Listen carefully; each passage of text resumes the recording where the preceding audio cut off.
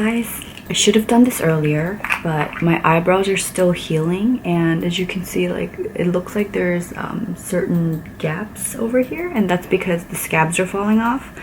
And in her care instructions, she told me to apply Vaseline on top, but actually I don't own any Vaseline, but I do have some Maya Chia, the super critical Chia waterless wonder balm. So starting last night, I started just kind of tapping it on, and I figure that's better than nothing because it's really dry around here. Is this a hair or a scab? Oh yeah, that's definitely a scab. I feel like I always say this, but today I really don't have a lot of time because my client not too long ago asked if we could meet 30 minutes earlier than normal. So I don't know, I have like maybe 30 minutes.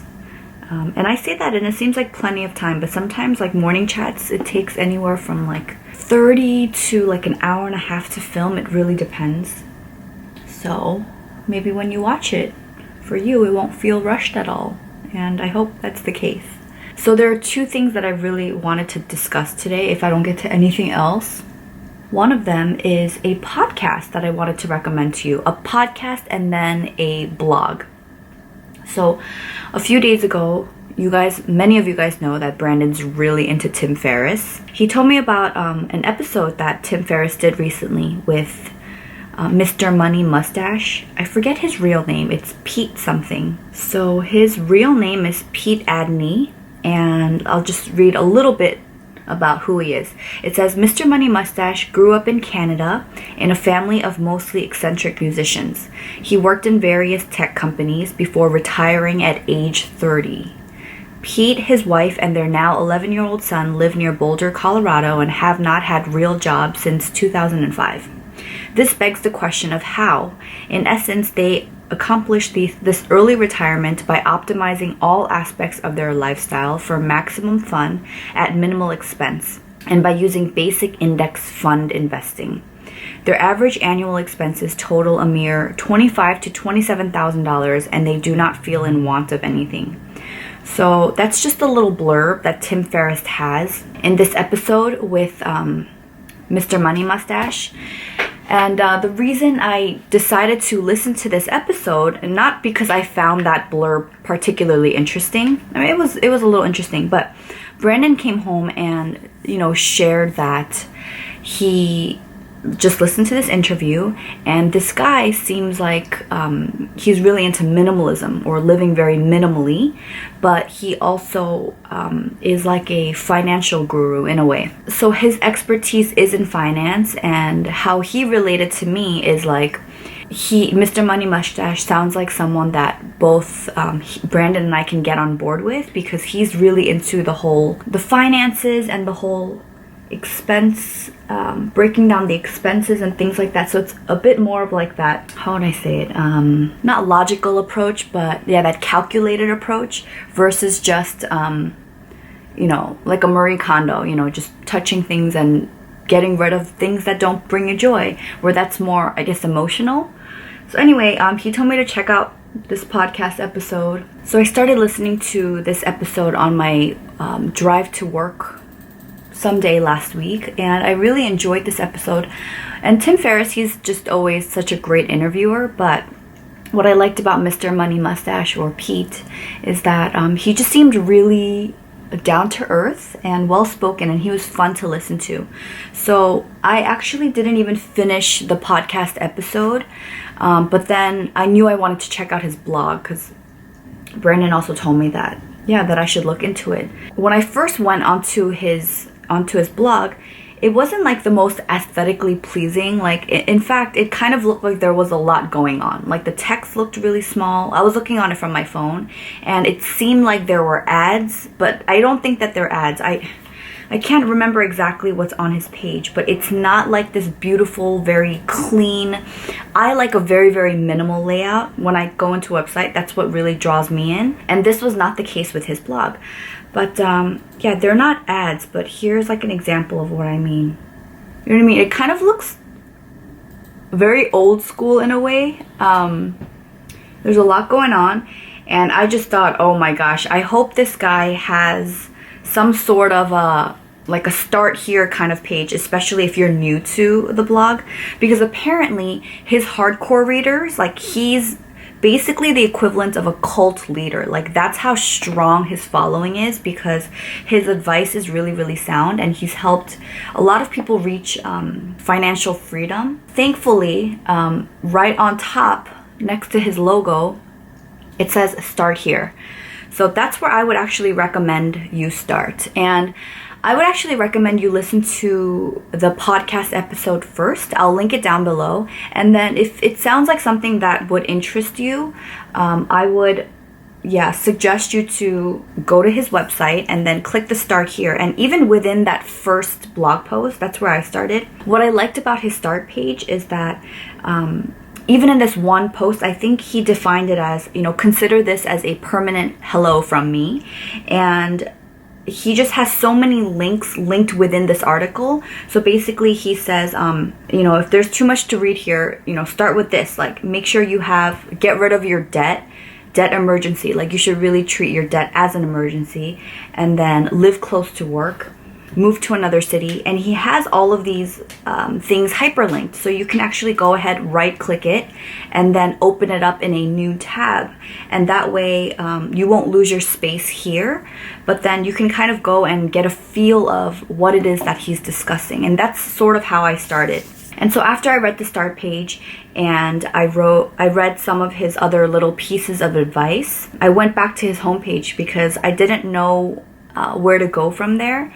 And then I also found that he wrote, welcome new readers, take a look around. If you think you're hardcore enough to handle the maximum mustache, like his blog, feel free to start at the first article and read your way up to the present using the links at the bottom of each article. And that is exactly what I did. At the end of each post on the bottom right, it says next up. So I just kept clicking, and I think I've read like 5 or 6 posts, and it doesn't seem like a lot, but I actually really wanted things that he was talking about to sink in.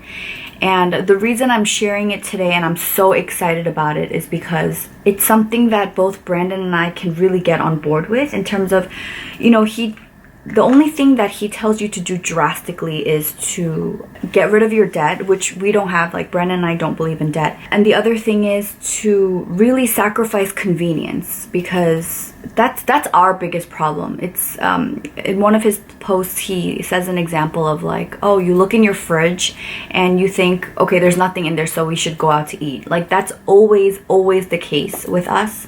And I actually want to stop living that way. And last week was the first week where I actually cooked the majority of our meals.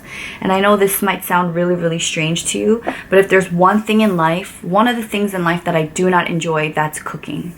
So yeah, last week I think we ate out only maybe once or twice, and that's a huge deal for the Rogers household. I think the fact that I'm focusing on something bigger than just I don't like cooking, and every time we would go out and spend money at restaurants, it would hurt me. And I think I needed to get to this point now so that I could be excited about doing things and saving money for things that matter. And I know it kind of sounds like a pipe dream to retire at 30, because I'm turning 32 this year. What I like about Mr. Money Mustache too is that he addresses a lot of the skepticism that he receives from people. It's like, oh yeah, sure, you can live this way, but not everyone is like exceptional like you are, or not everyone grew up with, living so frugally like you have, or not everyone has a supportive spouse like you do. So he addresses all of these things, and the way that he writes too, he's I don't want to say he's definitely not snarky, but he kind of gives you information in a way where it's not like all soft and bubble wrapped and cute. He's very like he kind of talks to you in like a funny sort of tough love kind of way, and not as mean as Dave Ramsey. I feel like Dave Ramsey is just straight up like mean sometimes, so I wouldn't say he's as harsh as Dave Ramsey. I wouldn't even say he's harsh. Just listen to it if any of this interests you. I know very little actually in terms of like investing and finance and all of that, and I can't say that all the technicalities of that actually interest me. That's something I feel like that's probably more Brandon's expertise. So we're teaming up right now to see how we can both play a part in saving money for our family. So for me, it's like it's little things where last night I sat down and I went through all of our finances since the beginning of this year. So all of our expenses in January 2017, all of our expenses so far in February 2017, and I was just picking up certain patterns. Like, okay, I noticed that we spend a lot of money on takeout coffee, or we spend a little too much money on beer and wine, things like that. And so with the coffee thing and the eating out thing, Brandon, one of his guilty pleasures is drinking lattes. And we have an espresso machine at home, but he just really just likes getting a latte. And on the first floor of our building, there's a little takeout coffee place. And compared to a lot of other coffee shops in Korea, this place is like, it's not bad. The lattes are $2.50, 2,500 won, which is about $2.50. Yeah, so I was just noticing these charges, and I told him, I was like, wow, you've been drinking a lot of lattes this week. And he's like, yeah, I know, I'm sorry. And I was just like, no, like, I don't want him to not enjoy a cup of coffee, you know, when he wants to. But he did say, like, maybe I think I need to start becoming more careful or more aware of like when I just go and not do it so much on autopilot. And so I was like, okay, how about if we make a game out of this where every week you allot yourself a certain number of lattes that you can buy from a coffee shop. He was okay with that. So I asked him, like, how many lattes would you like to treat yourself to every week? And he said 3, but I was like, okay, let's just make it 4 to make it an even $10, since a cup is $2.50. And what I did was last night I had this little piece of cardstock and I cut it up into 4 pieces. Hold on, let me show you. I cut it up into 4 pieces, and he gets 4 little latte vouchers. And on the back of it is the cardstock. So actually, if you put this together, where did I get this from? I think I bought like a little pack of little memo cards to give as like thank you cards to people. But basically, if you put it together, the back looks like that. So I kind of joked around saying, like, you better not try to forge one of my latte vouchers, you know, on some other plain paper, because I'll know because I know what the back looks like. Not that Brandon's gonna do that, but I was just being silly. Anyway, this morning, we're actually like almost out of our Nespresso capsules. So he went ahead and used his first voucher. And in our workstation, we both have inboxes, like our own little mailboxes. So this morning, he dropped one off into my inbox. And then the other 3 are actually sitting in his valet right now. So, you know, he can use it throughout the week when he wants. Another fun thing that we've been doing with our finances is, if you've been a long-time watcher of my channel, you guys know that Brandon and we log every single time we spend money. Like, every single transaction gets logged. So we use mint.com. It's a website based out of the US, and basically you can link up your debit accounts or your saving accounts, like basically all of your financial accounts, and anytime you use your card, it just kind of logs it for you directly. And on that website, you can set your budgets for each category in your life. For example, groceries or rent or shopping. And you can set your own goals, and then throughout the month, like, Mint will let you know how you're doing. Like, if you're green, as in, you know, you haven't gone over, and then once your bar turns red, that means you've gone over budget, and it gives you a good idea of where your money's going.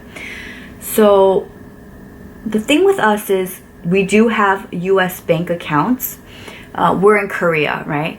So our Korean accounts aren't linked to mint.com, like not linked directly. So what we do is, anytime we spend cash in Korea or our debit cards, we don't have credit cards, but when we use our debit cards or cash, we have to manually log every transaction. So you can see how that might be a little bit annoying because, you know, it's as simple as like getting coffee, and right at that moment while I'm waiting for my coffee, I should take out my phone and log it. Otherwise, at the end of the week, usually on a Saturday or Sunday, I sit down at my computer, I pull up mint.com, and then I have to pull up my Korean bank account app on my phone and then manually check each one. So go through all of my transactions and make sure that they're logged on Mint. And it's more annoying if we use cash because there's like no record of that, right? At the very least, if we use our Korean debit cards, it'll pop up in my Korean banking app. So I do this once a week and I hate it every single time. It's so, it feels like a waste of time, even though it isn't in the long run, right? Because I want to know where we're spending our money, but it just feels like such a tedious task, like sitting here and doing this. Brandon knows how much I hate doing this. Like, he knows it drives me crazy. And he's gotten much better about logging his own purchases, like when we're not together. And I'm not perfect. I screw up my own stuff too. Like, I forget to log sometimes, especially if I'm out with friends or something and I'm caught up in the moment. So what we decided to do is at the end of the week, when I go through all of my transactions, whoever doesn't log what they've spent money on gets like a little tally. And okay, I think I'm explaining this poorly. But for example, for every transaction that he doesn't log, he is going to pay me $5. But what he suggested is that we should have some sort of a grace period, as in each of us are allowed to miss up to 5 transactions without penalties. So for example, if I'm checking our finances at the end of the week and I see that Brandon forgot to log 5 different coffee trips, then he doesn't get penalized for that. But the sixth one that he doesn't log, he has to pay me $5. And that doesn't go into our family operating fund. Like, that goes straight into my wallet and I can spend whatever I want on it. Like, he's adding to my blow money. And if you're new to my channel, Brandon and I have a little thing called blow money, where because every single dollar that we bring in, both of us, they're budgeted and it goes to certain something, right? We decided that we would have a free for all account for each of us, which we call blow money, because we can go and blow it on whatever we want. So every month we have a set amount that we each get, and we don't have to log those. Well, we only log the fact that we gave ourselves blow money in our spreadsheet, but we don't have to log the purchases made from the blow money. So at the end of the week, whoever does not successfully log their shopping purchases has to pay up. Honestly, I don't really care about the extra blow money. I just want both of us to feel incentivized to not have to use our blow money for, you know, this penalty. And I just want us to get into the habit of logging everything so that I'm not so frustrated on Sundays. Another cool thing that I learned about Mr. Money Mustache is that him and his wife, they both retired at age 30, and then they shortly had their first child after. And they were saying that one of their goals was they want to have more time with their future children. Like, that was one of the things that was really fueling their savings before retiring. And I just thought that was so awesome because, you know, they weren't striving towards some kind of goal like, okay, I want to be able to retire at age 30 and then buy a mansion and have 6 cars and just like do whatever I want. But yeah, like, one of their goals was very realistic and really awesome in terms of like building a family. So they're like, yeah, we don't want to be so bogged down. Like, we don't want to have to work to afford things for our family and, you know, just be a slave to money in that sense. But we just want to be able to have more time when we raise a family later and have the flexibility to travel. Oh my gosh, that sounds like a dream to me right now, and it sounds so far away. It sounds far away, but not impossible. And I just think that it's really giving us a good kick in the butt in terms of how we should start approaching, you know, the way that we spend and save. And Mr. Money Mustache said something interesting where he said, yeah, our family only has like a a yearly expense of $27,000. And I know for some people it might sound like a little, but he was like, we don't skimp out. Like we actually go and we eat organic and healthy food, and we're very active, and we get to go on trips and all of these things. But I think people think that if you're going to retire so early, that somehow you must be depriving yourself. But he was like, no, we try really hard to spend all our money and we have a hard time doing it. So that's really cool. And if any of you guys are curious, I mean, I won't be the expert in breaking down all of this for you, but I'm gonna try. But let's be real, like, I think you should just go read his blog post yourself.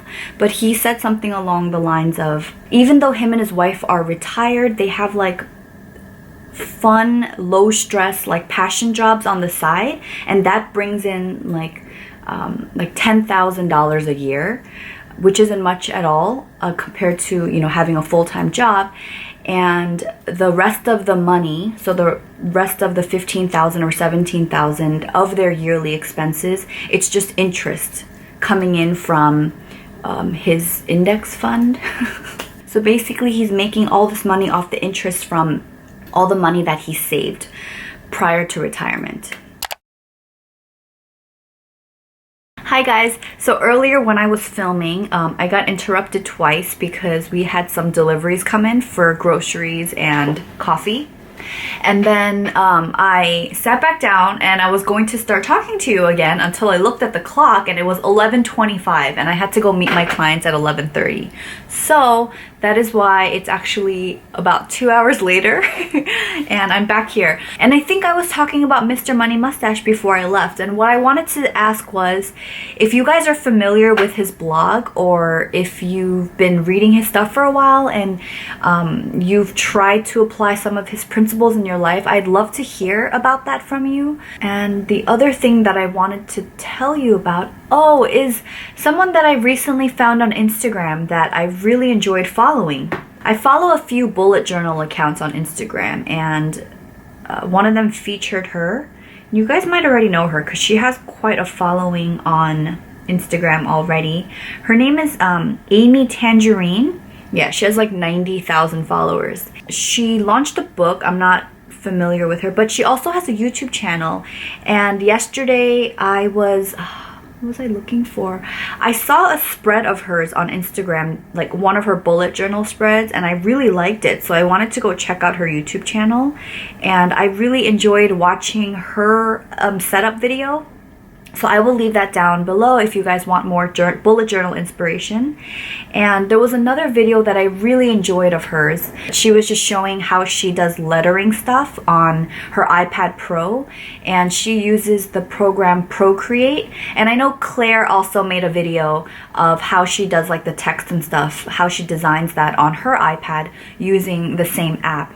So I will also link that for you down below. I found it really therapeutic to watch it. I just had it playing while I was getting ready yesterday, and I got really pumped because actually Brandon bought me an iPad Pro and the Apple Pencil, and I'll be getting it this Saturday because my sister's bringing it over from New York, and I want to be able to do more creative, fun things like with my videos too, in terms of adding my own handwritten stuff, and I want to actually get good at lettering as well. Yeah, I found this video of her using this app, and I don't know, I felt really inspired, so I thought I'd share with you guys. So because my sister is arriving in Korea this Saturday, and if you don't already know, I'm beyond excited about it, and because she will be here, I don't know what my video schedule will look like next week.